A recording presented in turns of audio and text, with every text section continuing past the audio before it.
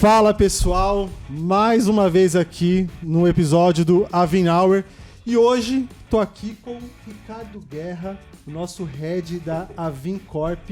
Guerra, você conseguiu parar tudo que você estava fazendo para vir aqui hoje entrevistar esse cara, é isso mesmo? É isso, primeiro, obrigado aí pelo convite. É sempre um prazer falar com o Ed, apesar de eu falar com ele o dia todo. Mas eu acho que é bacana esse bate-papo, que a gente consegue trazer alguns questionamentos para que as pessoas possam o conhecer tanto quanto nós. Então vamos anunciar nosso convidado aqui. Estamos aqui hoje com o cofundador da Aquavero, o diretor aqui na Aquavero, a mente mais brilhante da nossa empresa, Edgar Castro. Muito obrigado por parar a sua vida e conversar com a gente. Caramba, hein? Que responsa. Obrigado, o cara Ed. me coloca com a mente mais brilhante. A mente mais Pessoal brilhante. que me conhece vai começar já a rir agora. Já começou agora.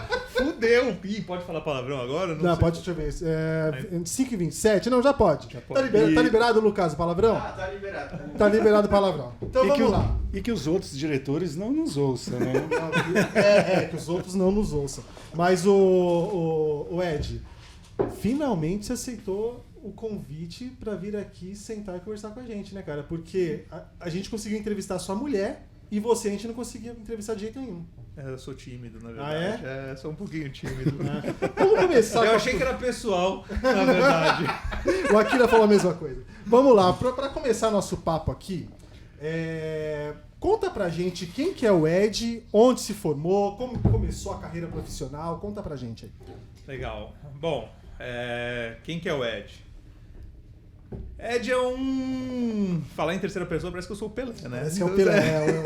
O Edson é tal pessoa e o Pelé é tal outro. Vamos pra primeira pessoa, falta bastante ainda pra ser o Pelé. Eu sou um cara que, acho que desde de criança, venceu alguns desafios. Então, poucos sabem, mas eu nasci com um problema de saúde, né? Acho que nem você sabia disso. Não, fiz um vizinho na sobrancelha. E minha mãe disse que eu tinha sido já desenganado, que eu ia sobreviver no máximo 6 meses, porque eu não catabolizava algumas enzimas. E desde aquela época vim superando e quebrando alguns paradigmas. Passei por uma série de testes, de tratamentos. E minha mãe disse que eu fiz uma cirurgia espiritual quando era muito, muito novinho e, de repente, me curei. Legal. Acho que os médicos erraram, né? Passaram um pouquinho mais de 6 meses, eu já estou com 41 anos. Mas eu sempre, voltando lá para trás, sempre fui um cara que gostou de desafios, de me desafiar e buscar em qualquer área da vida. Então... desde moleque, fugi do trivial, não era o cara que jogava bola, apesar de ter algumas pessoas que, se o Balbal, que é nosso parceirão aqui, olhar, eu sou sim melhor goleiro que ele. Goleiro também? Eu fui goleiro no Rio Branco, mas eu sempre gostei mais de esportes não triviais. Então, eu fiz escalada esportiva, corrida de aventura, espeleologia, mergulho até eu ter um contratempo com o meu irmão e ele furar meu tímpano, apesar de eu conseguir ouvir, mas eu não consigo mais compensar. Então, por que eu falo isso? Porque eu sempre me desafiava. Fui sempre me desafiando. Estudei no Rio Branco, como eu já comentei, me formei.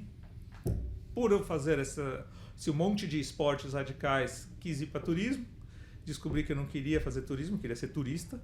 Então, a gente vai falar disso daqui a pouco. Então eu olhei para minha tia, que era minha tia Rita, um beijo, tia Rita, que era do mercado financeiro, eu via a vida dela, sempre que eu ligava ela estava fazendo massagem, estava viajando, estava comprando um carro novo. Eu falei assim, não sei o que ela faz, mas eu quero fazer o que ela faz, porque lá acho que deu certo.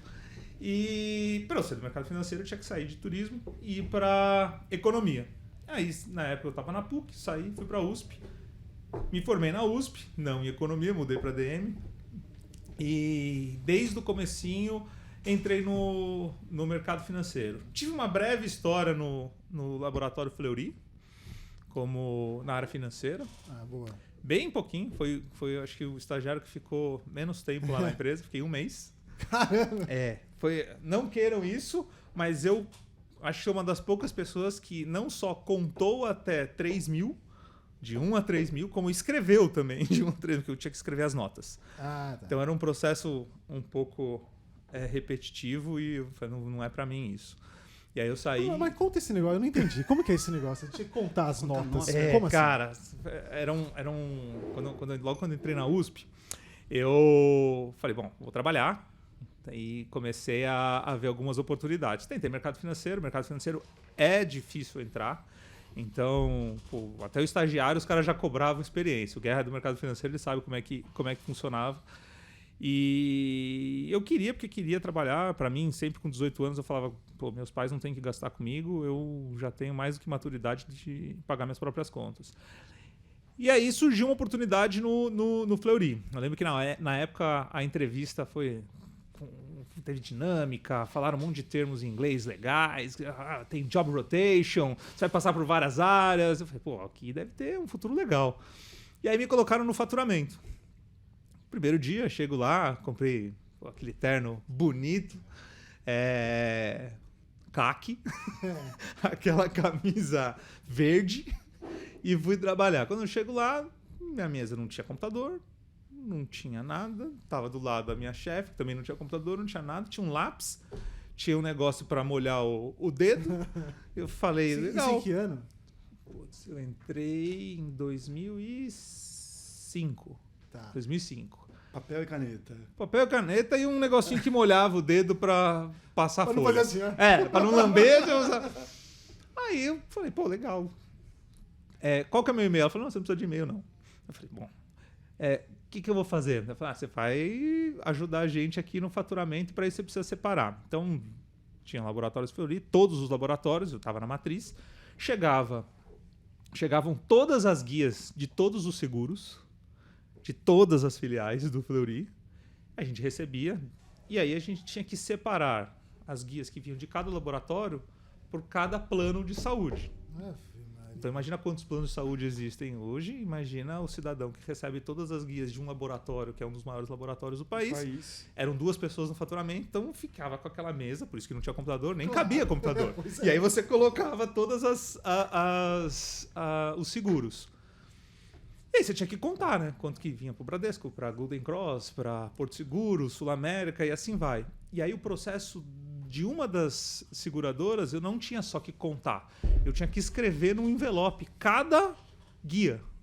Que isso, cara? E era esse processo era das maiores seguradoras.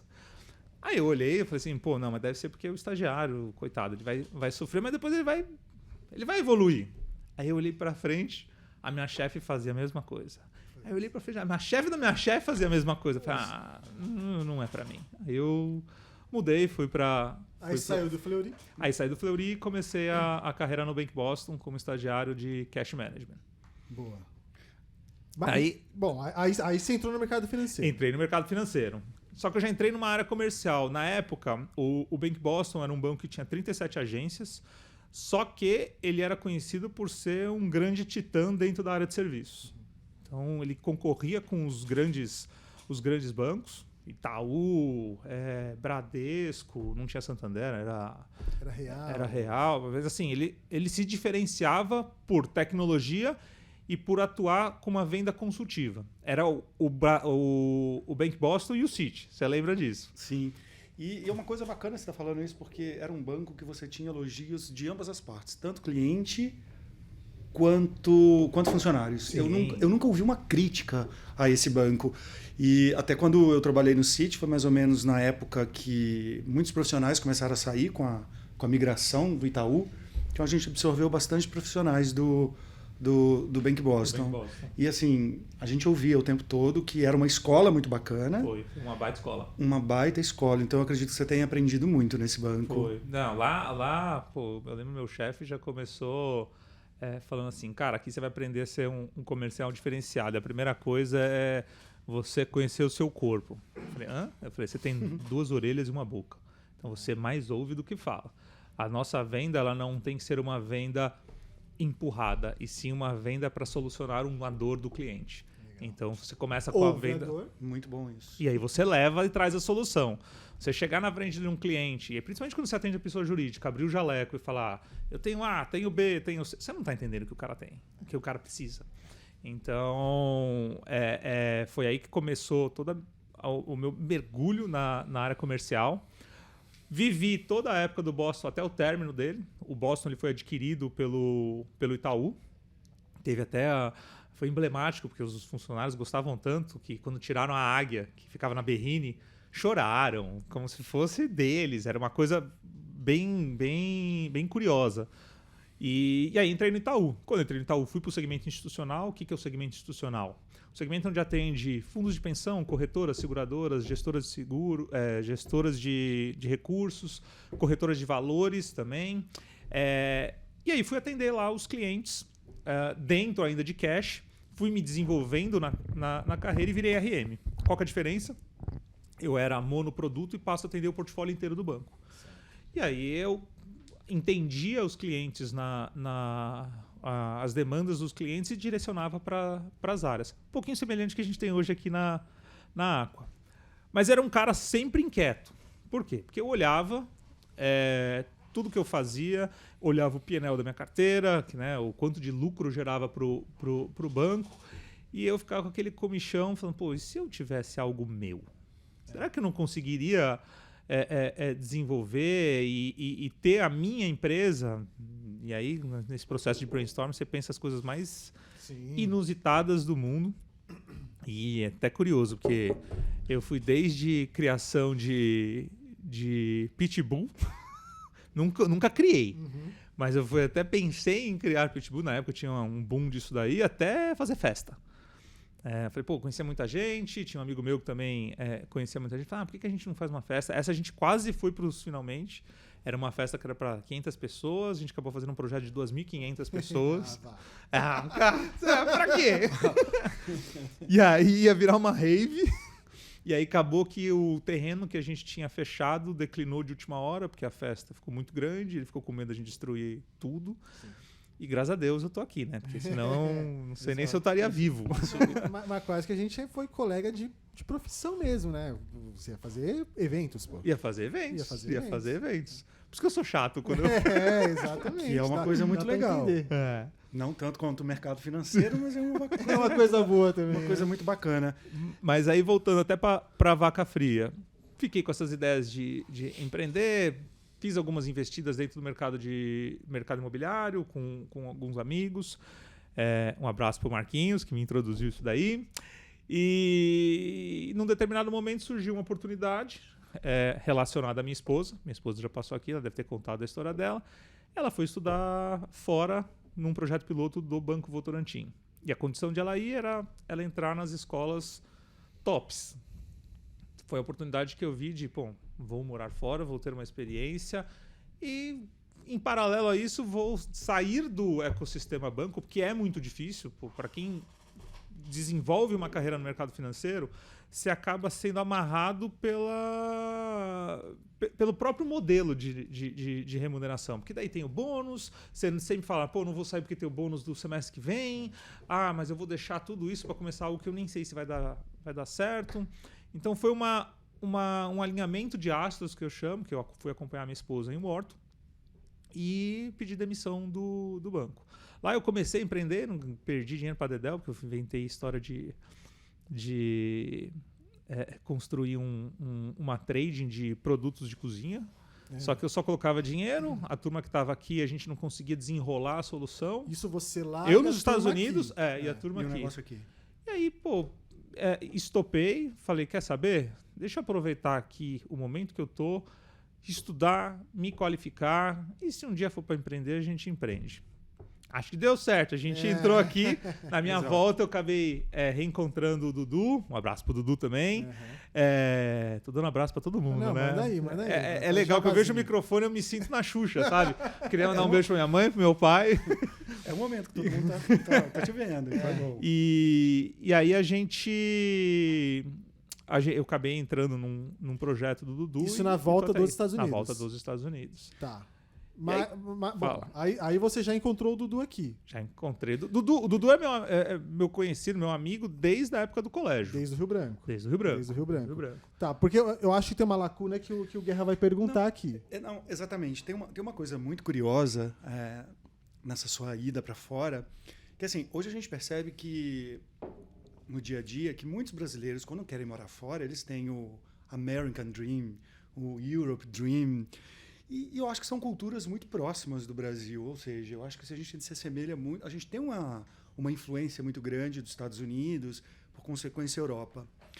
E algo me chama a atenção que é bacana, que você foi morar também, depois desse projeto de Wharton, da sua esposa, você foi para a China. Sim. E eu acho a China um país muito curioso, eu estudei a China, foi o que eu fui buscar estudar no meu mestrado. E eu também fui fazer um curso na China, mas eu não fiquei um tempo como você. Entrevistei chinês, fiz turismo. E eu queria entender um pouquinho como que foi essa experiência sua na China. Eu acho que isso é uma curiosidade também de muitos brasileiros, porque é algo tão distante. E a China hoje é um país tão importante para o Brasil, que é o nosso maior parceiro comercial. É uma cultura muito diversa, porque é um país continental, quase 1,5 bilhão de pessoas. Uhum. Então eu acho que isso pode ter... É algo muito interessante de você trazer para quem está nos...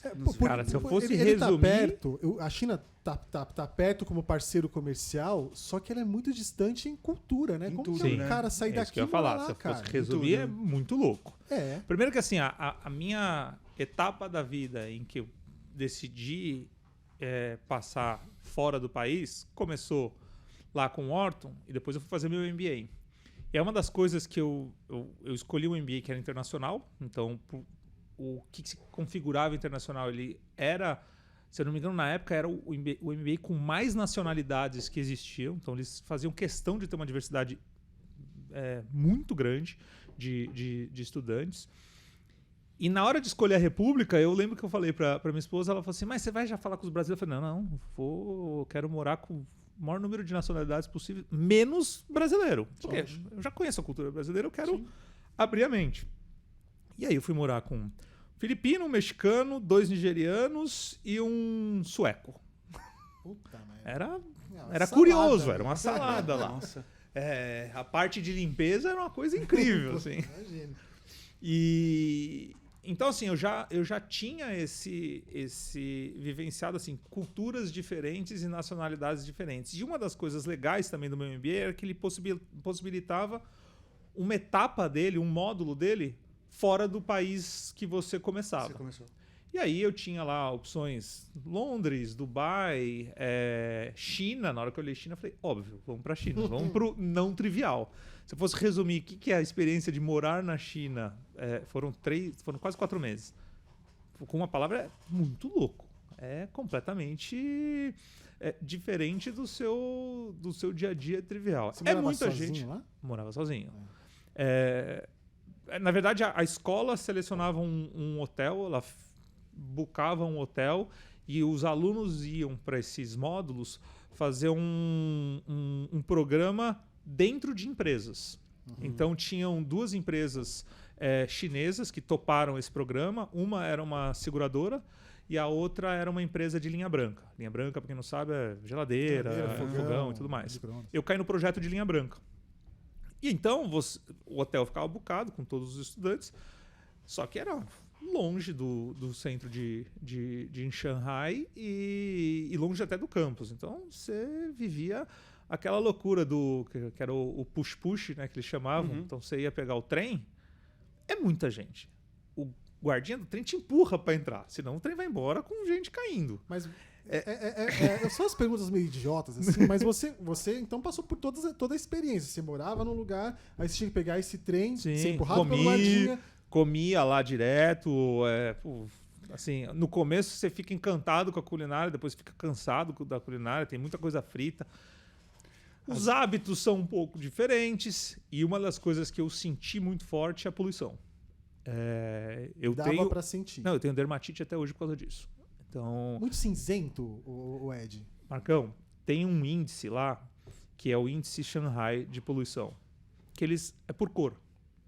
E tiveram acho que uns 3 dias que o índice era beyond the index. Era tanta poluição que passou as corzinhas. As pessoas usavam máscara, não era máscara dessa de Covid, máscara aquela com cor. Na rua, eu falava assim, é bomba de acontecer alguma coisa. No saguão ficava neblina. De tanta poluição. É muita poluição. Então eu senti isso. Era uma coisa que depois eu me trouxe impactos até hoje. Lado diferente, pô, nas baladas, nas festas, tudo. Você é quase um ET lá, então, pô, o estrangeiro não paga, era mó legal. Eles viam você andando, camarote, vem todo mundo pra cá. Então, fotos. Pô, te paravam na rua pra tirar foto. Não é possível. Na verdade. É verdade. Eu sei que você não me acha bonito. Minha mãe acha. Mas lá era impressionante. Caramba, cara. E é fila. É verdade. É fila. Então é uma coisa muito você imagina, louca. Você tá num lugar, bicho, é muita gente, todo mundo com o colinho puxadinho. Todo mundo com o colinho puxadinho lá. Porque na época que você foi, tinha muito turista já ocidental ou não? Até tem, mas... Pensa, pensa a Praça da Sé na época de Natal o tempo todo. Cacete. É muito. Tem as principais avenidas que dava muito perto do campus. Cara, é lotado o tempo todo.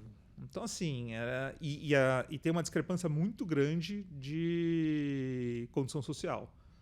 Pô, quem tem dinheiro é muito dinheiro, mas a parte que não tem era uma diferença muito grande. Assim. É muito sujo? A comida, como que é a comida? Como que é essa parte? Você tem de tudo, né? Tem de tudo. Exato. Eu acho que assim, até ele tem mais propriedade, mas às vezes você come algo que eu acho que você não sabe nem o que você está comendo. Não, tem cardápio que não tinha nada. Você com o seu paladar infantil de batata frita e hambúrguer ia sofrer lá. Que isso? Não, tem coisa que você vê umas carnes, a gente perguntava se era cachorro ou não. Por princípio eu não como au-au. Tudo que é pet eu não como. Então, rolava muito de... um cardápio com um monte de desenhinho e você não sabe o que você tá pedindo. E foi uma baita experiência. Foi. No final, é um dos países que eu ainda não consegui com a Sul. Mas a gente já fez Hong Kong. Quero, mas eu quero levar as meninas também. Tá. E aí precisa de um tempinho maior. E, pô, você demorou tanto tempo para fazer o podcast. Imagina tirar 20, 30 dias de férias. Não tem como agora. É verdade. Exatamente. Mas é bacana isso. Mas uma coisa que me deixa curioso é que, assim, hoje você tem um perfil muito empreendedor. A gente percebe isso. Então, assim, eu acho que para ter um perfil empreendedor, você tem que ter muitas ideias, você tem que ser intenso, coisa que a gente vê o Edgar Castro no dia a dia. Você é muito comercial, de bom relacionamento, mas, ao mesmo tempo, você tem um viés muito analítico, que são duas características que é difícil de salada encontrar. De perfil, né?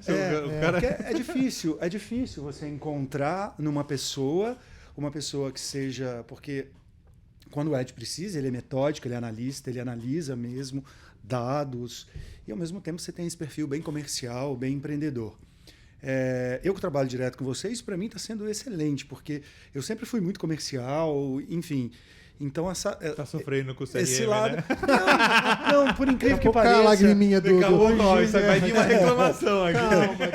Eu já sofri muito com ele. Hoje não. Hoje eu vejo o CRM como uma ferramenta espetacular para o meu dia a dia, que estou fazendo gestão. Então, ele me traz relatórios, eu consigo analisar. Mas um cara analítico intenso. Como que você consegue aliar essas duas coisas? Aí que eu queria chegar. Como você consegue? Vou responder que nem o Renato Santoro aqui do nosso financeiro. Um abraço, Renato Santoro. Manda pra você. Eu sou um personagem, na verdade. A brincadeira. Ele fala isso? Ele fala que eu sou um personagem, né? Porque ele me conhece desde a época do Rio Branco também. Claro. Por isso que você fala que eu sou a mente mais brilhante, fica complicado aqui. Se um monte de gente assistir, vai dar meio risada. Então, esse lado de analítico, esse lado mais processual, é algo que não está enraizado em mim. É algo que eu aprendi a ser. Eu fui moldando. Você falar que você gosta de processualizar, de analisar, de modelar, não me brilha tanto o olho. Não é possível, Ed. Você Cara, tá mentindo pra gente, cara. Isso não começou agora.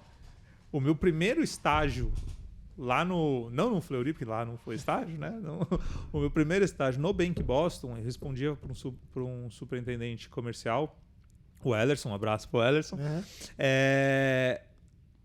Ele chegou para mim e falou assim, ó, eu preciso do book comercial com análises e projeções e uma série de KPIs para mim.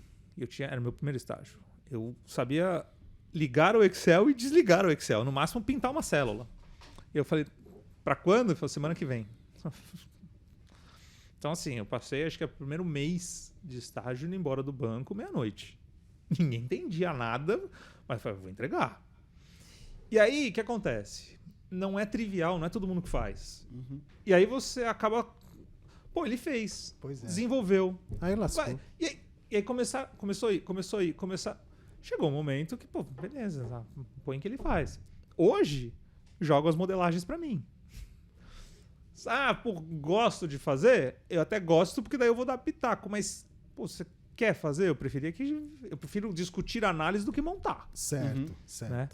Então, e aí, depois onde eu fui me desenvolvendo mais, a turma quando eu virei comercial, de fato, uma das coisas que eles sempre colocaram que o comercial blá, o cara de gogó, o cara que não se aprofunda, não analisa a tendência, não entende a indústria que ele tá entendendo. E aí você passa para uma análise analítica disso, né? Não estou falando só dados. Você estudar o que você vai falar com o cliente. Ele vai se diferenciar. Sim. Então, assim, durante muito tempo no mercado financeiro, eu tinha muito comercial que não entendia com profundidade. O cara jogava o Era Gary o Gary e tinha analista do lado. E aí eu vi isso como um diferencial. Eu nunca deixei de entregar as métricas. Eu lembro, até hoje, no ano que eu saí do banco, eu pedi para aumentar a minha e tirar de outras que eu sabia que não ia bater. Só que eu falei, eu vou bater. Então, pode aumentar no meu. Os caras assim... Tá maluco? Eu falei, não, aumenta. Mas daí você me dá a diferença. Então, assim, a consequência de um trabalho analítico e associado ao comercial potencializa de um jeito brutal. Tanto que, para mim, uma das referências comerciais, que é um amigão meu hoje no BBA, posso mandar abraço para ele também? Manda abraço para ele. Que é o Rodrigão. Rodrigão. Ele é um dos caras mais completos nisso. Tem uma capacidade analítica brutal e é muito comercial. Marcão. Oi. 6 horas, Marcão. 6 a gente horas? pode tomar vinho nesse lugar? Porque vocês estão me dando água, cara. Olha, nenhum convidado nunca tomou nada aqui. Então a gente pode... Mas eu tô vendo você olhando lá pra fora. É isso mesmo, Lucas? Vai ter vinho no Avin Hour hoje? Você também vai tomar vinho? Eu vou. Pode entrar, o garçom. Cadê? Que vergonha, né? Deixar o convidado pedir. Então, é feio, né? É feio. Posso dar uma sugestão? É. Vocês deviam perguntar o que o cara come e tudo e fazer Um Avin Hour, né? Não é? um petisco aqui, fazer uma coisa... Uma bebidinha. Mas às vezes a gente faz o Avin Hour 11 horas da manhã, bicho. Aí não dá. Aí não Só dá pra ter uma comidinha. bebidinha. A comidinha pra beliscar, né? Vamos pegar essa... Cadê o Eduardo? O Eduardo foi embora? Não, mas vamos continuar falando aqui até ele voltar. Não precisa nem cortar isso, viu, Lucas? Vamos mandar bala aqui. É um bate-papo.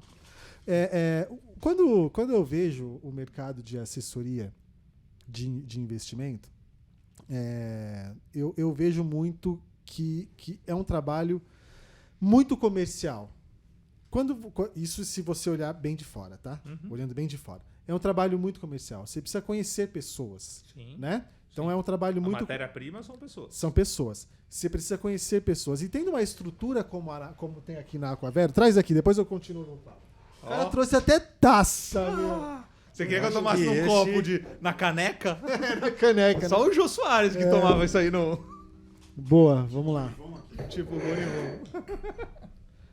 Traz uma pra você e pro Lucas. Tem que ser comum, que as pessoas que passaram aqui vão... Ele toma no gargalo.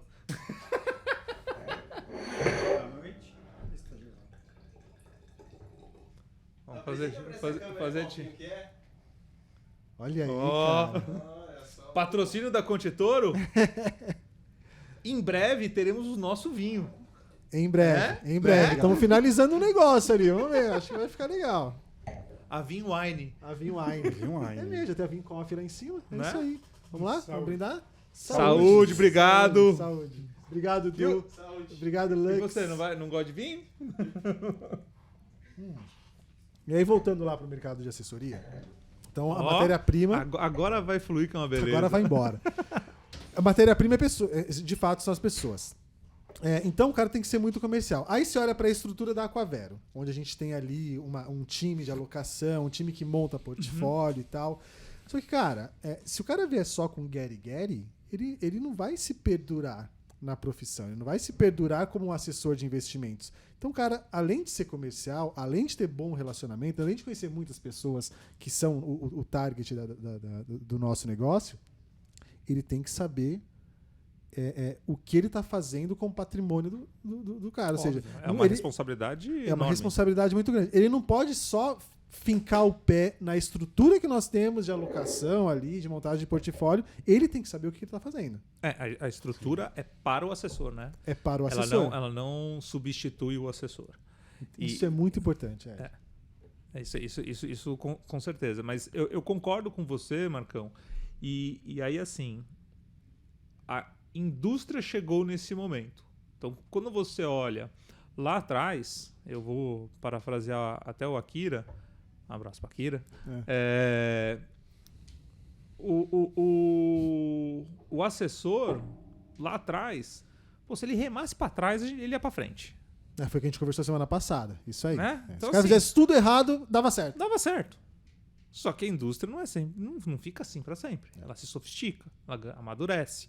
Os concorrentes acordam, né? Os bancos acabaram acordando. Então, hoje, se o cara atuar da mesma forma que ele atuava lá atrás, ele morre. Ele vai morrer na praia. Porque o cliente vai ser provavelmente abordado por alguém muito mais qualificado, capacitado e que aproveita as estruturas dos grandes escritórios ou das corretoras ou dos bancos que oferecem. Então, essa estrutura que a gente cria e tudo que a gente monta é para o cara continuar na excelência no atendimento, continuar sobrevivendo, na verdade, se destacando frente aos demais. Sim. Ainda tem bastante oportunidade. Tem muita oportunidade ainda. E acho que o que faz a diferença hoje é o assessor, né? Porque hoje a gente tem plataformas que o cara pode fazer a transferência ali dos investimentos. Eu acho que o que segura hoje o cliente em algum escritório, ou seja, no banco, é o atendimento que ele tem. Eu acredito que você concorde com isso, né? E acho que o conhecimento do assessor dá uma segurança para o cliente. Porque ele não vai levar nosso time de montagem de portfólio ali para reunião, para ir almoçar na Almanara com o cara. Não vai, pô. É ele que vai. Ele tem que mostrar o conhecimento. Então, legal isso de você, que você aliou a sua intensidade comercial com esse seu lado analítico. Isso, bom, olha onde nós estamos hoje, e você é um dos grandes responsáveis por isso. Por isso da Mente Brilhante. Você é um dos grandes responsáveis. Mas entrando aqui, o Guerra, eu quero entrar numa parte esportiva. Porque o Ed, ele tem uns 3 anos que você joga tênis, não? Acho que tem um pouco mais, Marcão. Quanto tempo, mais ou menos, você começou a jogar tênis? Cara, acho que faz... que eu comecei a jogar, acho que até menos. Mas que... Você jogava a bolinha do outro lado da eu era gandula. Eu e a Suzana, minha esposa, nós éramos gandula. Porque eu jogava pra ela, ela não conseguia rebater, então ela pegava a bolinha, ela jogava pra mim, eu conseguia fazer a mesma, era assim. Aí eu encontrei o Dói pelo caminho. Abraço, Dói. Aí já pegou a dinâmica. E aí a gente começou a jogar, a treinar. Eu nem sempre... Na verdade, eu sou uma das pessoas mais voláteis em termos de estrutura física, né? Eu engordo, emagreço, fico forte, fico fraco. Tava vendo uma foto sua agora no evento que a gente fez a semana passada, tipo, você assinando ali o contrato com o BTG. Cara, você tava fino ali, cara. Lembra? Sim. Você viu? Sim, eu lembro. Você vê o que empreender faz com você, né? Pois é. Aí você começou a jogar... Agora eu tô saindo da lesão, né? Então, comecei a fazer academia mês retrasado. E você joga 3, 4 anos, joga Sim. bem aí, 3, 4 anos. E você falou de muitos esportes que você já praticou, esportes fora da curva. Mas você escolheu o tênis agora. E por que o tênis? Ele ajuda a aliviar esse turbilhão que é na sua cabeça de ideias, a organizar essas suas ideias. Por que o tênis? Então, eu não. Todo esporte o Akira tem muito mais propriedade que eu para falar aqui isso, mas todo esporte de grande impacto ou de performance, ele demanda muito treino. Não que o tênis não demande isso. Mas, por exemplo, eu não vou correr. Bom, vamos falar de intensidade. Se eu começar a correr, eu não vou correr 10 km. Eu vou querer correr bastante. Eu corri já uma maratona. Não, mas você vai fazer um Ironman daqui a um ano se você começar a correr. Vou. Não vou porque eu sei o que eu sofro para fazer isso. Então, assim, eu vou me dedicar e aí, com a dinâmica hoje, eu não tenho paciência para fazer isso. É mais paciência. Então, quando eu cheguei aqui no Brasil e entrei na Aqua, eu tinha acabado de correr uma maratona lá em New Jersey. Tava brincando com a minha esposa. Falei, acho que eu vou tentar correr um Iron. Ela falou assim, cara, você tá empreendendo, você teve uma filha, que você tá inventando moda. Eu falei, inclusive eu vou tirar o CFA. Ela falou, você não vai tirar o CFA, você quer fazer tudo, não vai conseguir. Resumindo, eu só empreendi porque... Tá, o CFA e o Ironman... Só paguei o Ironman. Então, assim, eu cheguei e a gente comprou uma casa no interior, lá tem quadra pra dedéu. Ele falou, pô, eu gosto de tênis, acho um esporte bonito e falei, vamos começar a jogar. Eu já tinha jogado lá atrás, quando criança, e tá passando um monte de trem aqui. O que é isso aqui? Já sumiu, tirei. Agora voltou. Voltou. E aí começamos a treinar. E por que eu gosto do tênis? De certa forma, é um esporte aeróbico. De certa forma, não. Ele é um esporte aeróbico. Várias vezes eu só quero a raquete e a bolinha para dar porrada. O Dói falava assim, para de isolar a bola. Eu falei, não, hoje eu queria isolar algumas bolas. Ele falou, vai jogar beisebol. Se algum entrar, entrou. Entrou. E ele, depois que você aprende a jogar minimamente, ele é estratégico. Então você tem que pensar, você não pode ter um estilo de jogo. É uma decisão a cada rebatida. É uma decisão a cada... Não é nem a decisão, Marcão. Quando você começa a jogar, pô, às vezes você joga e o cara gosta de rebater forte. Pô, se você quer levar o jogo, você tem que adequar para aquele modelo de jogo. E você tem que entender aonde que tá lá a falha. Se você só tiver um estilo de jogo, o cara vai te ler e vai ganhar de você. Não que eu tenha vários, eu tenho 1,5. Mas é um jogo de xadrez a cada partida. Porque você tem que jogar. Até aquele cara, muitas vezes tem pessoas que jogam muito bem, ele troca muita bola, ele vai jogar com um cara com nível inferior, que só dá bola balão, bola com pouco peso, e o cara se embanana. Por quê? Porque ele só tem o jogo de rebater com consistência e tudo mais. E o cara perde. Eu já vi coisas acontecerem assim. Então eu escolhi o tênis mais por conta de toda essa... esse pacote todo que ele vem. E você chega a participar de torneio? Chegou a participar de algum torneio? Como que foi? Agora mais. Você bateu bola com a Biedade, né? Outro dia. Mas era um evento... Mas tudo bem, mas você bateu bola com ela, pô. Mas era um evento do... Não é que... pô, os caras devem estar achando que eu jogo pra dedéu. Não. Pô, mas bater bola com a Biedade é legal, pô. É legal que assim, é uma curiosidade. Quando tem esses eventos de alguns parceiros nossos, e eles colocam jogadores profissionais, o cara não tá jogando real. A gente foi num evento, o Dói foi junto, onde tava o Belucci. Pô, um cara ganhou 6-0 do Djoko. Peraí, né? E ele tava batendo lá com todo mundo, rebatendo as bolas e tudo mais. Aí chegou uma hora, o Dói falou, bate uma pra valer. Ele rebateu, o Dói não viu a bola. O Dói tava do outro lado? Tava. Então, assim, eles estão lá pra... jogou com a Biedade porque ela tem total controle. Quando você tem total controle sobre o que você faz, agora eu tô jogando fraquinho, agora eu tô jogando forte. Lá eles não jogam o que eles conseguem jogar. Mas joguei. E torneio? Torneio já participou Então, de alguns torneios? Já participei, mais lá no interior, Marcão. Lá no Terras, a turma... O tênis é outra coisa muito legal. Para desenvolver relacionamento, é sensacional. Pois é. E você mesmo falou que nós estamos num negócio de desenvolvimento de relacionamento. Isso aí. Então, lá, pensa que eu estou num lugar onde tem 20 quadras de tênis, tem um monte de moradores, a região tem outros condomínios que também jogam tênis. Então, a turma organiza campeonato, organiza ranking para disputar, e isso acaba sempre num churrasco, acaba num evento, é que você acaba conhecendo mais gente. Pessoas, né? E é aí que gera negócio, né? O negócio gera no bar, na festa. Não é no almoço de negócio que gera negócio. Não, lá você mantém. É isso aí. Então, eu participei sim já de alguns campeonatos lá no Terras. Já participei junto com o Dói, já participei agora de um com a Sul, de dupla, com outro amigo meu. Mas você faz dupla com a Sul? Faço. Faz ela? Ela joga bem também, não? Eu já joguei contra você e você já me detonou. Né? Acho que algumas vezes. Ela joga bem. Ela joga bem. Joga melhor que ele, hein? Joga. Joga melhor que você hoje? Minha esposa é melhor em tudo, cara. É verdade. Boa, beijo, amor. Vai lá.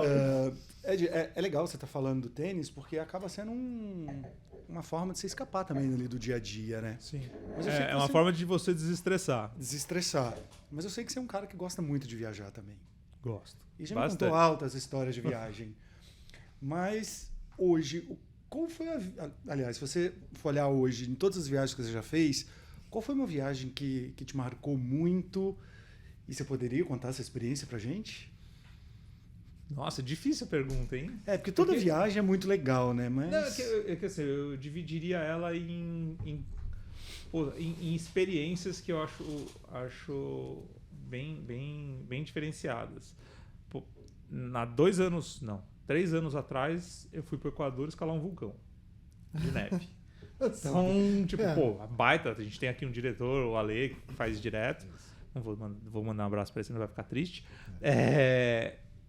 Isso foi demais.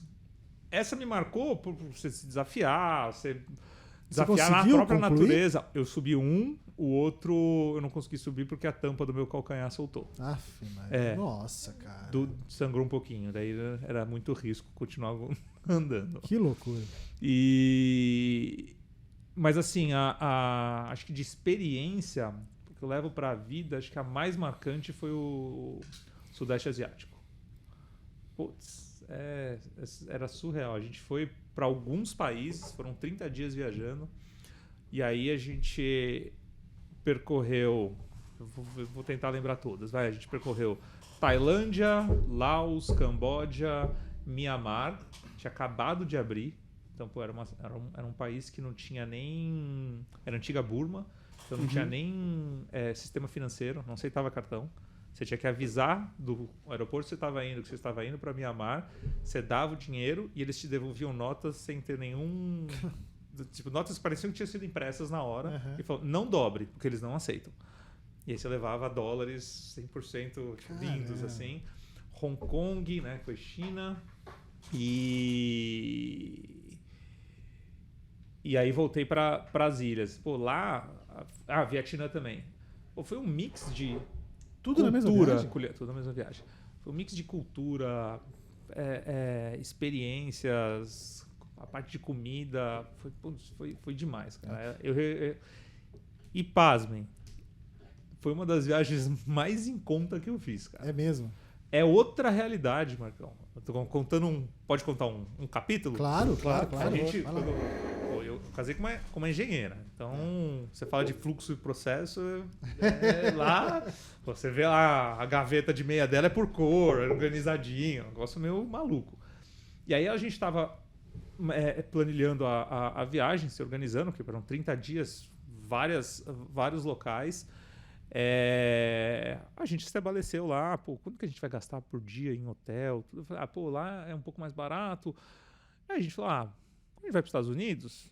Você vai ficar em Miami no hotel meia boca, você vai pagar $70, $80. E olha, lá já vai ter problema. Exato. Eu tô sendo a diária. Eu falei, cara, vamos gastar $40 lá por dia.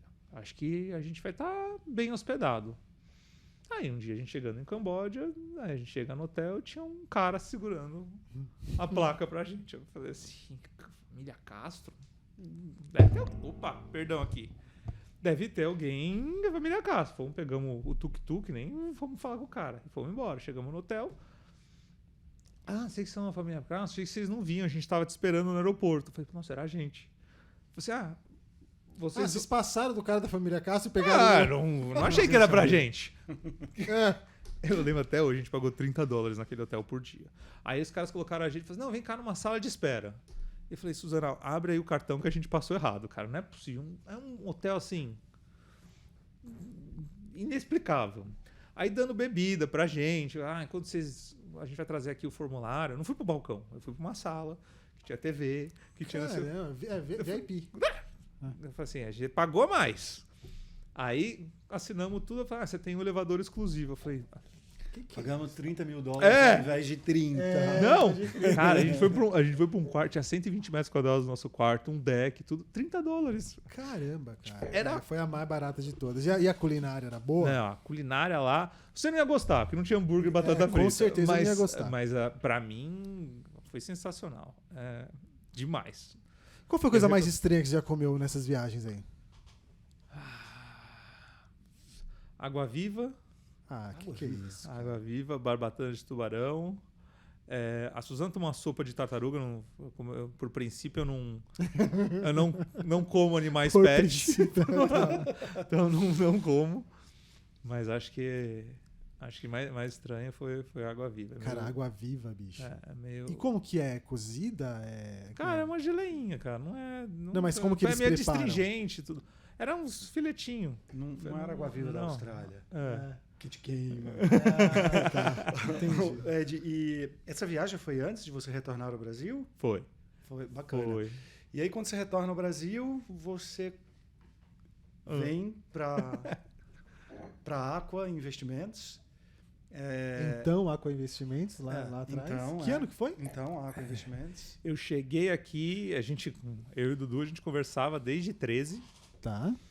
E aí era mais uma conversa para saber como ele estava indo, quais as dificuldades.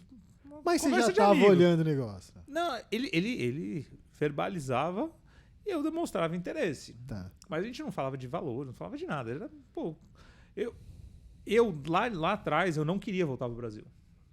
Eu gostei de morar fora. E uma coisa que me impactou muito lá fora foi a segurança.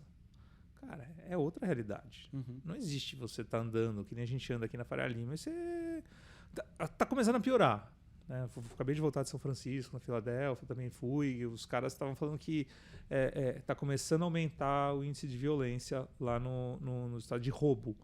Mas não existia isso. Né? Então, assim, o cara pegava o iPhone dele, o cara pode ter, se ele quer ter um carro legal, ele pode ter um carro legal, ele não vai receber uma arma na cabeça. Então, eu queria ficar lá.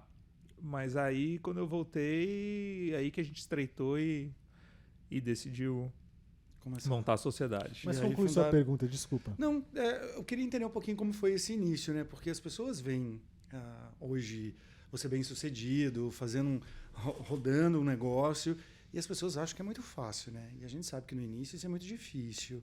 E como que foi esse início quando vocês fundaram a Aqua Investimentos, então, na época? Questão de espaço, porque eu sei que até mesa vocês precisavam... Você montava a mesa, né? Correr atrás, eu montei régua elétrica. Tomei choque. Mas funcionou. Mas foi empreendedor raiz ali, cara. Sim. Né? Não é contratar uma empresa e fazer. Mas pegando o seu gancho, que é muito... A gente ouve muito as pessoas não darem valor ou acharem que o resultado final ele é onde eu vou dar o valor. Não, eu dou valor na jornada. Então, isso até no esporte. O cara de ponta, para ele chegar a ser ponta, ele abdica de muita coisa, ele não sai, ele se dedica. Eu nunca fui de ponta, mas eu já perdi um ano da minha faculdade treinando, onde eu era pago para fazer esporte, corrida de aventura. Caramba, que legal. Por isso que eu falei, eu sou o cara mais volátil que tem aqui. Minha mulher nunca vai enjoar, porque eu vou estar cabeludo, careca, gordo, magro. E aí a turma chega e fala, nossa, parabéns, você fez aqui. Não, parabéns, você chegou até lá e conseguiu entregar isso. Quando eu trago isso para o empreendedorismo, poxa, você começa a fazer um negócio, a gente não brinca que a gente ia lá no... Brinca não, a gente ia num restaurante que a gente chamava Como Assim, que era R$5, mais suco com gelatina e era uma loja de roupa na frente. Vamos comprar mesa? Pô, mas a mesa é difícil, olha quanto custa uma mesa. Ah, não, vamos comprar de leilão. Eu fui comprar as mesas de uma empresa que tinha quebrado. Então eu vi toda a história do cara, tudo. Aí o cara, não, você pode levar as mesas, mas... Eu falei, nossa, mas eu não vou ter como pagar o carreto. A gente põe na picape, né? Põe na picape, aí chega lá embaixo no prédio. A gente pra subir essa mesa? Não passava no elevador. E pra carregar, tinha que chamar o cara que ajudava a carregar. Não, vamos lá, chama o Dudu, Paulo, tudo. Chega, daí você monta as mesas. Aí um dia até a Edna... Sobra parafuso. Você tem lá 30 parafusos, acaba de montar a mesa, tem 15. Assim, alguma coisa tá errada. Deu ruim. Entendeu? Tem um dia que deu ruim, né? Ligaram pra gente e falaram assim, a mesa da estagiária caiu. Ai, falei, caiu nela? Não. Então deixa aí no chão, depois a gente tenta montar de novo. Você ia falar da Edna? A Edna falou, ligou pra gente, falando, aquela mesa que vocês montaram pra estagiária caiu. Meu Deus do céu. Mas foi um empreendedorismo raiz, assim. Então a gente... Esse começo, a empresa ela nasceu, o primeiro escritório foi o da Teodoro, não? Ou teve um antes da Teodoro? Teve um antes, ela foi de um coworking. Tá. E aí o primeiro escritório dela foi o da Teodoro. Foi da Teodoro. E ali que montava a mesa ali. Tinha quantas salas ali? Era uma sala e meia. Porque a outra sala não... Cara, cabia metade dessa mesa e para entrar 3 pessoas tinha que sair uma cadeira. E o crescimento foi muito... Aquilo que a gente estava conversando, né, Ed? Que se você faz errado, vai dar certo. Mesmo se você remar para trás, vai para frente. Sim. Imagina quem rema certo. Imagina quem trabalha certo. Foi por isso que a gente cresceu desse jeito. Pois né? Deu um salto muito grande, né? Então sai do cowork, vai para Teodoro. Sai da Teodoro, vai para Padre João Manuel. Não, vai para Augusta. Vai para Augusta. Vai para Augusta, num lugar onde eu lembro até hoje teve um amigo que foi sócio aqui também. Tá hoje tocando uma operação. E ele, quando ele foi fazer a entrevista, ele olhou, ele viu a ReHap, ele viu um restaurante, viu um prédio, e falou assim, acho que não é aqui. Vamos ver o que dá. Aí ele entrou, falou, não, é lá no último andar, daí pegou, era uma sala de yoga antes. A nossa sala, a mesa central era um espelhão que as pessoas usavam para se alongar e depois ir trabalhar. Caramba, cara, E aí, eu sei de uma história aí, que lá no começo, quando você conversou com o Dudu, que entendeu ali como que era o negócio, você estava em conversa ainda, soltou uma frase muito icônica aqui dentro, que é a seguinte, cara, isso pode se transformar num banco. Você ainda vê dessa forma o nosso negócio, não? Eu gosto de sonhar alto, né? Eu gosto de acho que dá o mesmo trabalho você pensar pequeno e pensar grande. Antes, eu vou te responder isso falando os desdobramentos e depois eu deixo até você responder para mim. Tá bom. Lá atrás, o desafio maior era trazer uma pessoa física a convencer a investir num modelo de assessoria que não existia no Brasil. Então você tinha que tirar o cara do banco, explicar a relação da sua empresa com a corretora, depois explicar o que era uma corretora, que as pessoas não sabiam. Pois é. Depois explicar que o dinheiro que ela colocaria na corretora, se a corretora quebrasse, não iria perder, porque ela estava comprando os ativos. para aí você falar de investimentos. Então, se eu falar de uma reunião de 1 hora, era 45 minutos explicando o que a gente era e 15 minutos pro cara entender. E você olha hoje, escritórios como o nosso, como a área de investment banking, estruturando dívida, tendo deals de M&A, trabalhando na Vincorp com crédito pessoa jurídica, tendo gestoras para trabalhar com mandato exclusivo. Fazendo folha de pagamento. Fazendo folha de pagamento. Você me pergunta se eu vejo um banco. Vê um banco, ô Guerra? Já estou vendo, hein? Já tá vendo? Falam do Ed Bank, né? Ed Bank, cara. É o Ed Bank. Isso é muito legal. Isso mostra que a vida da gente é construída de sonhos e a partir disso a gente corre atrás desses sonhos, né, Ed? Uhum. E hoje, qual um sonho que o Ed já realizou e qual um sonho que o Ed quer realizar? Cara, eu vou falar um lado um pouco mais pessoa. Ser pai. Putz, pra mim era um sonho que eu tinha. A segunda filha eu que chamei. Eu falei, vamos ter mais um. Que legal. E o curioso é que, assim, eu sempre quis, por conta de tudo que eu fiz, atividades, tudo, eu achava que eu ia me dar muito bem com um menino. E, pô, veio uma menina. E na segunda a Su falou, e agora, você queria um menino? Eu falei, não, quero outra menina. É demais, cara. Porque, legal. Assim, a relação de proximidade que eu tenho com elas, a cumplicidade, a forma como elas me veem como super pai, na hora de dormir conte a história do papai maluco, que são as histórias que eu tenho na vida, ou do papai sabe tudo, então eu fico explicando para elas. Eu estava explicando sobre economia para elas. Uma tem 6 e outra tem 8. Mas, esse era um sonho que eu tinha e realizei. Vai ter versão 3? Vai ter versão 3 desse sonho aí, não? Não, tá bom. Agora tá bom. Assim? Tá. Eu costumo dizer o seguinte. O primeiro filho é o que a gente gostaria e o segundo é o que a gente merece. e aí, pegando essa premissa, eu lembro até hoje, quando a gente teve o primeiro, eu e a Su, a gente tem hoje 2 sócios que estão com filhos recém-nascidos, eles devem estar vivendo um pouco essa realidade. Espero que seja igual a da minha primeira filha. Eu olhava pra Su e falava assim, por que todo mundo reclama?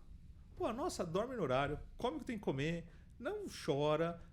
Eu acho que ela veio com uns parafusos trocados. Ela falou, não, é que a gente tá fazendo certinho, eu tô seguindo aquele livro XPTO. Eu falei, bom, beleza. Aí eu falei, Su, tá super fácil, vamos ter a segunda. Gente, nasceu Tasmania. Ela faz... Elas estavam aqui ontem, que deu... Pintando o vidro da coisa, das salas. Ela é uma capeta. Mas adoro, amo as duas de paixão. Então, respondendo, ser pai. Foi um sonho que eu queria realizar e realizei. E o sonho que falta ainda? Tem um sonho guardadinho ali que você está buscando? Eu tenho. Eu ainda não acho que a gente completou o ciclo da empresa. Eu costumo dizer que a empresa está ganhando maturidade muito grande, muito rápido. E não necessariamente a gente está na estrutura ideal para o que a gente já está buscando. O que eu quero dizer com isso? Eu acho que a história dela, o sucesso dela, ela veio muito rápido por conta da nossa capacidade de execução e do momento da indústria. A gente assumiu um desafio muito grande com o BTG, de construção de uma instituição. E eu acho que a gente ainda está a gente já passou das fundações, mas ainda tem chão para você entrar em acabamento. Eu falo de obra porque eu estou construindo, estou com isso na cabeça. Mas então, assim, o que eu falo com isso? O meu sonho é que a empresa rode muito sem hoje ter... Assim, sem hoje passar por decisões que muitas vezes passam por mim. Isso vai passar pelo quê? Pelo empoderamento das pessoas que estão embaixo. Então eu quero formar outras pessoas, porque eu não vou estar aqui para sempre. Sim. Não estou dizendo que eu vou sair, mas eu não vou viver para sempre. Pois é. A Suzana fala que eu sou o último a apagar a luz. Tudo bem, mas um dia eu vou embora. Vou embora porque é o ciclo natural da vida. Pois é. Talvez eu nunca me aposente. Mas a empresa para ganhar perpetuidade, ela precisa puxar as novas lideranças e essas lideranças multiplicarem o valor dela. Então eu tenho uma cabeça muito grande de adequação da partnership. Outras pessoas vão ganhar mais representatividade, outras pessoas vão assumir novas responsabilidades para levar a empresa para um próximo patamar. E o meu próximo patamar é muito alto. Então, isso aí não é a corretora, vai além. E aí é um sonho que eu vou até falarem que não, eu vou buscar. O Ed Bank é o sonho? Tá. É isso. Mas é muito legal, porque ele está mostrando as fases. Me corrija se eu estiver errado, porque você falou... a empresa... Eu tenho medo de falar, só desculpa te cortar. Porque as pessoas são muito imediatistas. Sim. Cara, isso aqui é 20 anos, 25. Eu tô amarrado com o banco, sei lá, 30 anos. Então, assim, não é para daqui 2 anos. A gente fala alguns eventos para materializar o sucesso, mas não necessariamente esses eventos podem acontecer. Isso é para você sair do campo das ideias e as pessoas falam, é isso que pode acontecer. Mas assim, tem tanta tem um coisa para caminho muito grande. E cada conquista tem que ser celebrada. A gente estava assistindo elevador na semana passada. Eu acho que a gente comemora pouco. Eu comemoro muito pouco. Isso é um defeito meu. É verdade. É verdade. Cada conquista tem que ser celebrada. A gente falou, subindo no elevador, que é legal esse tipo de evento, que a gente consegue juntar a empresa e tal. E você falou, mas tem que... Olha a frase que você falou. Mas tem que ter coisa para celebrar. Cara, na boa, a gente tem aqui, a cada mês a gente tem coisa para celebrar. A cada dia, a coisa anda eu tão diria, rápida. viu? Pois é, Guerra. Coisa anda tão rápida aqui, cara, que a cada dia, mas assim, a cada mês é uma super conquista, bicho. É uma super que você conquista. fala de um jeito, parece que eu sou o turrão. não, é que você acabou de falar realmente, que você comemora pouco. É que eu tenho um pouco de receio de cair na banalidade. E as comemorações serem... comemorações que ainda não... Calma, gente. Calma. Então, assim, a gente fez um baita evento na semana passada, mas eu concordo. Eu acho que não precisa ser comemorações com festas, mas... Celebrações. É isso aí. Pode ser comemorações individuais. Estamos celebrando aqui, né? Ó. Exato. Pode ser, né? Comemorações individuais. Eu comemoro individualmente também, às vezes. Pois é. E comemorações no coletivo, grupos, né? Muito bom. Muito bom. Ed, a gente tem um negócio aqui bem legal chamado Aí Eu Invisto. Tá. O que é o Aí Eu Invisto? Eu pego o A contra o B, você escolhe um. Aí sai o A. Aí eu coloco o C contra o A, aí você escolhe o C. Então, são 10 nomes que eu vou um contra o outro. E aí, o quadro chama Aí Eu Invisto. É uma brincadeira, claro. Mas se você tivesse de investir nesse cara, quem seria o cara? Tá. Mas antes de falar qual que é o caminho que a gente vai seguir no Aí Eu Invisto, que eu tenho certeza que é o quadro que o Lucas mais gosta de digitar aqui, lembrando que a produção desse podcast, a edição desse podcast, está ali com o Lucas Almeida, de Jesus, certo, Lucas? De Jesus. Ou conhecido de Jesus. Exatamente. Cantor. Quem é o cantor? Esse é o cantor. Mas antes de ir pro quadro Aí Eu Invisto, a gente tá fazendo uma prateleira aqui com os nossos convidados que eles indicam ou um filme, ou um livro, ou uma série. Então, como esse quadro já se tornou... Eu quero indicar um livro, um filme e uma série. Eu vou fazer o mesmo com você. Tá Indica um livro, um filme e uma série pra gente. Legal. Vamos lá. O livro. Cara, eu li um livro que eu acho bem interessante, não para ser seguido a ferro e fogo, mas para quebrar alguns paradigmas, que A Regra Não Tem Regras, que é a história do Netflix. Legal. Passei até para você. Li Você também. nunca me devolveu esse livro. Tá lá em casa. Mas eu li também. E eu acho que é um livro bem interessante para quem tá empreendendo. Eu acho que você não pode fazer o depara, até porque culturas são diferentes, né? Você não pode pegar e replicar a cultura norte-americana, trazer isso tipo Ctrl-C, Ctrl-V para o Brasil. Ele até teve problema tentando fazer as mesmas coisas com outras culturas.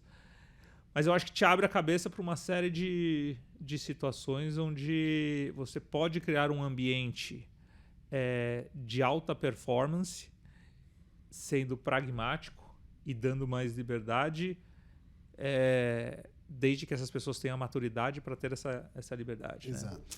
Né? Filme. Cara, eu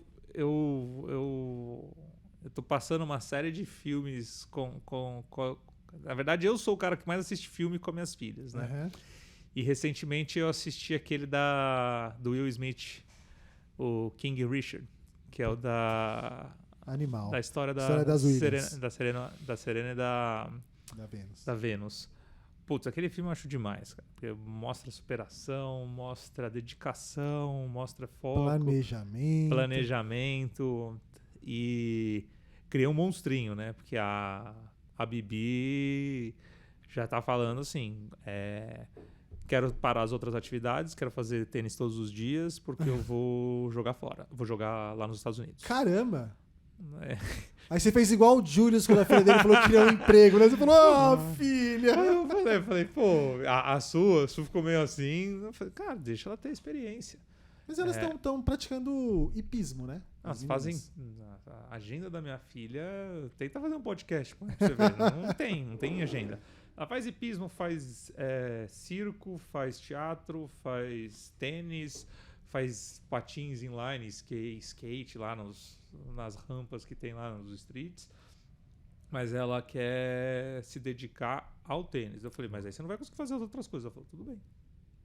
Caramba, Ed. Então, e ela bate bem na bola, não? A idade dela, eu acho que ela não tinha noção. Só que ela já tá rebatendo, tem 8 anos, né? Já pensou virar pai de tenista profissional, bicho? Meu, aí ninguém segura... Ô, Guerra, ninguém segura esse cara, meu. Se essa menina virar tenista profissional, cara. Ninguém segura. Vou ser bem orgulhoso. Claro. Eu vou adorar falar, ela é filha do meu Pode sócio. Crer. Ela é filha do meu sócio. Ela é filha do meu sócio. Eu entrevistei ele no podcast outro dia, inclusive.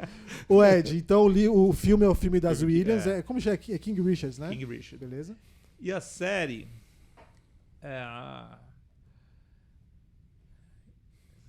Putz, vamos lá. Série, eu tenho algumas séries que eu assisto séries com a Su e com as meninas. Pra se divertir e sair um pouco da bitolação, eu gostei do Stranger Things. Animal. Eu achei bem legal, mas é pra se divertir. Se for uma coisa mais assim, documentário, tudo, aí eu iria pro The Serpent, que é uma história de um serial killer que foi lá do Sudeste Asiático. Caramba. E aí, pô, é mais tenso. É meio pesado Não mostra muita violência, mas a forma como ele arquitetava, articulava, os dois estão no Netflix. Que legal. Muito bom. Como chama essa? The Serpent. The Serpent. Beleza, Lucas? Bom, então vamos lá.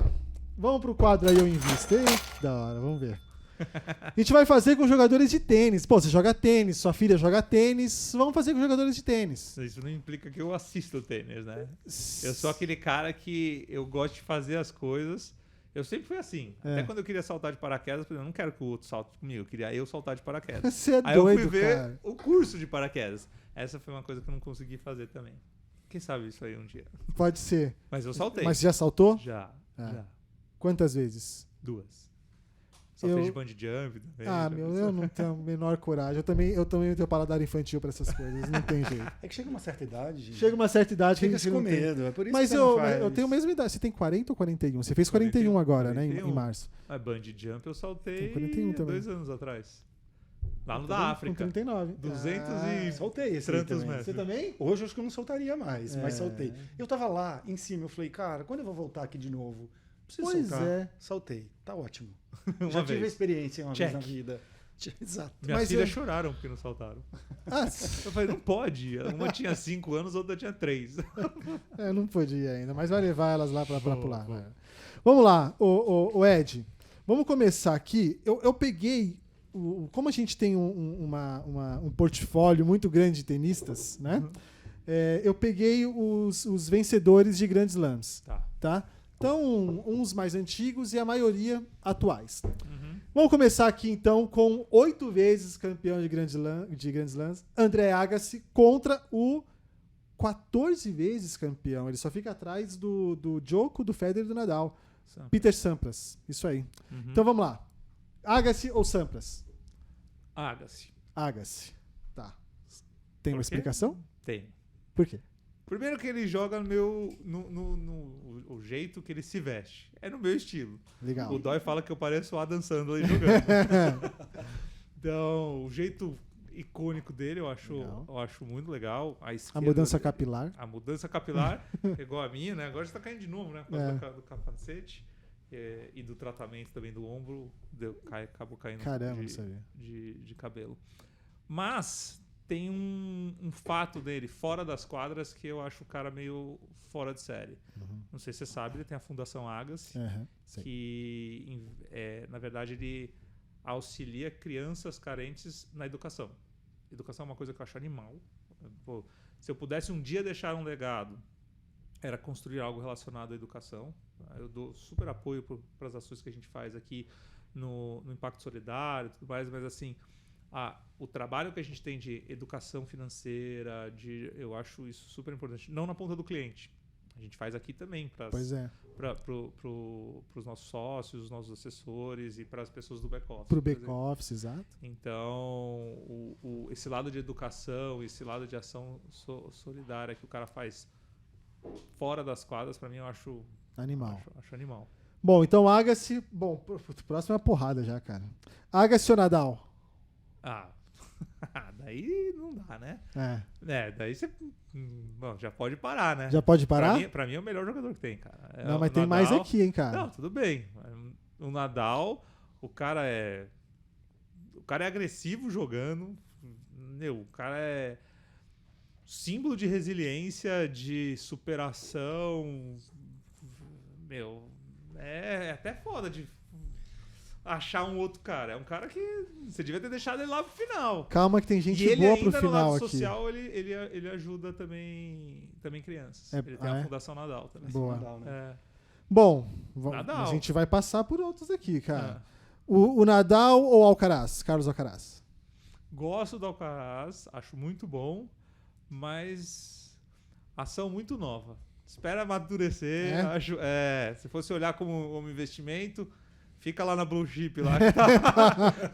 É o cara. Agora, apesar que eu acho que ele vai parar, né? É uma pena. Mas... Aí tem um cara maluco. Esse é doidinho. E se ele fosse um pouco mais disciplinado, talvez ninguém batesse esse cara, bateria esse cara. Nick Kyrgios. Nadal ou Kyrgios? Indiscutivelmente Nadal. Mas você gosta do Kyrgios? Eu acho engraçado o estilo dele. Algumas vezes desrespeitoso, porque o tênis tem muito esse negócio de respeito. Mas eu acho o temperamento dele, ou aquilo que você falou, a disciplina dele não conversa com o esporte. Então... Mas você acha que se ele fosse um pouco mais disciplinado, ele chegaria ali no top da história? Sim, ele tem muita qualidade. Tem muita qualidade, né? Bate muito bem na bola. O cara é muito bom. Se fosse fazer um paralelo com o futebol, ele é estilo Ronaldinho, né? Ronaldinho Gaúcho. Então o cara faz lá as peripécias dele, as firulinhas, faz umas coisas legais, mas quando você pega o composto, Nadal é comparar menino com homem. Não dá. Cara, comparar menino com homem. Agora é o seguinte, esse cara aqui, esse cara é um exemplo de superação. Andy Murray. Nadal ou Andy Murray? Eu concordo, mas esquece. Nadal. Só que a gente chegou num cara aqui que, putz, se você falar... Federer ou Djoko, você vai falar. Cara, Nadal ou Djokovic? O Djokovic, ele é um cara que eu acho que ele é Ele é um ET, ele não envelhece. Ele é um ET, é um cara que, tipo, nutrição se dedica com treino, se dedica com... Cara, se dedica a vida ao esporte. É subvalorizado, eu acho ele. Subvalorizado. Eu acho que as pessoas valorizam demais o Federer, valorizam demais o Nadal e o Djoko, até pro lance da vacina ali e tal. Mas você acha que só o lance da vacina fez ele ser assim? Porque eu torço pra ele. Pra mim é o melhor tenista de todos os tempos. Eu acho ele melhor. Mas se fosse falar em quem eu investiria, porque daí eu não tô olhando só o o estilo de jogo. O Exato. Djokovic eu acho o melhor que não tem só hoje. dentro de quadra, né? Eu olho dentro, fora, tudo bem. O Djokovic tem lá apoio, se não me engano, as crianças sérvias, tudo. Mas não é só isso. É o composto como todo, estilo de jogo. O Nadal, ele eu acho que representa... Pô, em termos de agressividade, de superação, o cara tá todo quebrado, ele levanta e ganha, cara. Comportamento em quadra também, né? Então, assim, mas se for falar em termos de jogo, o Djokovic é melhor. Mas eu investiria ainda no Nadal. Investiria no Nadal. Tá. Até isso o Ed consegue melar o nosso quadro. Ele pega... Não, é esse cara aqui. Quero nem saber dos outros. Mas você coloca um dos Te falar, meu. Mas vamos lá. O cara podia ter... Nadal ou Medvedev? Nadal. Medvedev É nome no de bolso, vodka. Para. Nadal ou Dominic... Ele bebe o... Nadal ou Dominic Thiem? Não, Marcão.